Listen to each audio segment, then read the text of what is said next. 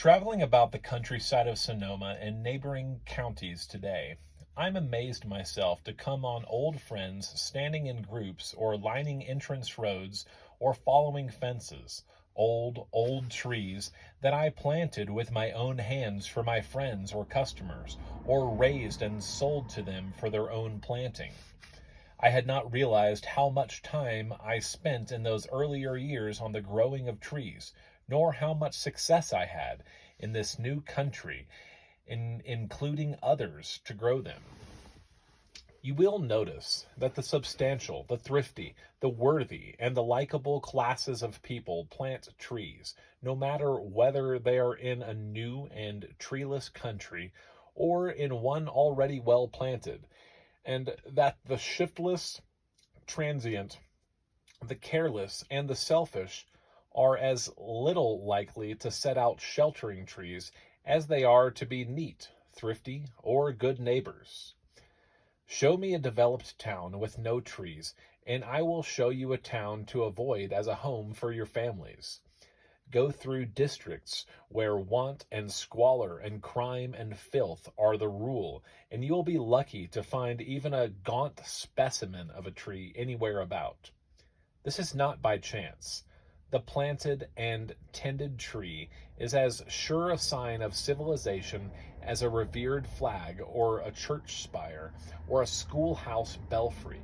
And the English, who have carried civilization to every part of their dominions scattered far and wide about the earth, plant shade trees almost before they finish their houses or start their towns. But my dream of spending my life working at the improvement and development of finer and bigger and more beautiful shade trees was interrupted by the urge of more immediately practical needs of planters and gardeners and orchardists, and I was never able to do nearly as much as I always wanted to with trees. I brought together many varieties of walnuts and crosses, and from these developed two trees that have a definite and perhaps an incalculable value to the world.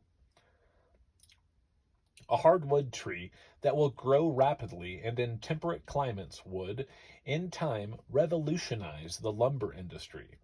The American government's newer policy of reforesting timber areas will probably perpetuate our softwood forests to supply the redwood, pine, and fir necessary to our country's needs for many generations to come. And if lumbermen can add to these old forests extensive plantings of a desirable hardwood, the gain to builders will be apparent. My royal and paradox walnuts, at least, appear from practical tests to meet every requirement. Meantime, though, my work had been more and more concentrated on the improvement of orchard fruits and the development of new varieties.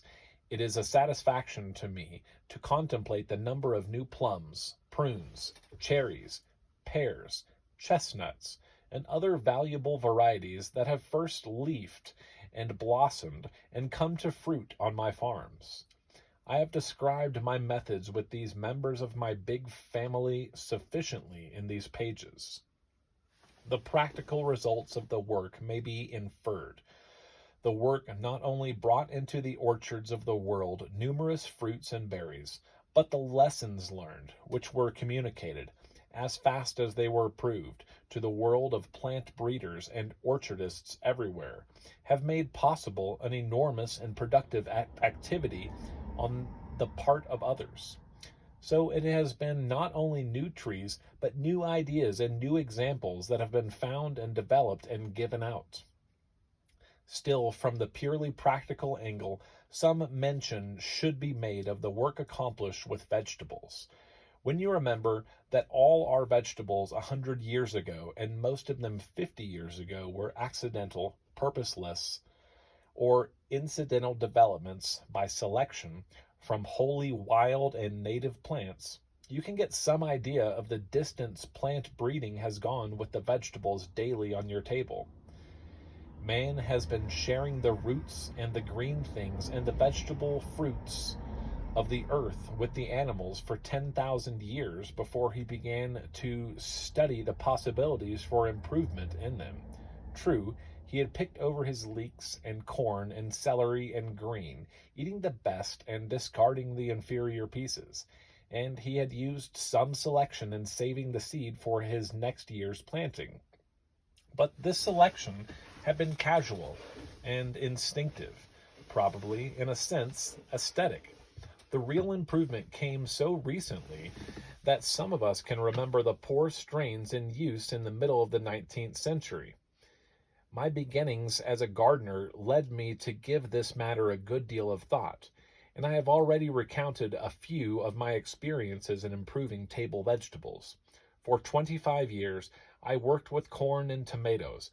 I had a long acquaintance with peppers, chard, artichokes, asparagus, and other members of the tribe, and I demonstrated conclusively that there is no edible root or leaf so humble or so long used that it does not offer the plant breeder an interesting and important field for research and concentration. There remains much to be done. What is more important?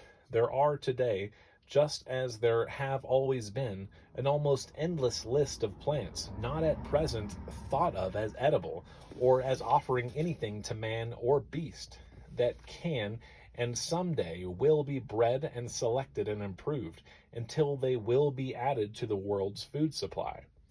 This sort of doctrine, preached in season and out, has been part of my job and part of my achievement. Considered as a contribution to the material wealth of the world, my work with flowers has been least important of all. But I have said here and again that the urge to beauty and the need for beautiful, gracious, and lovely things in life is as vital a need as the urge for bread, even though it is a newer and less cultivated hereditary impulse than other appetites and cravings.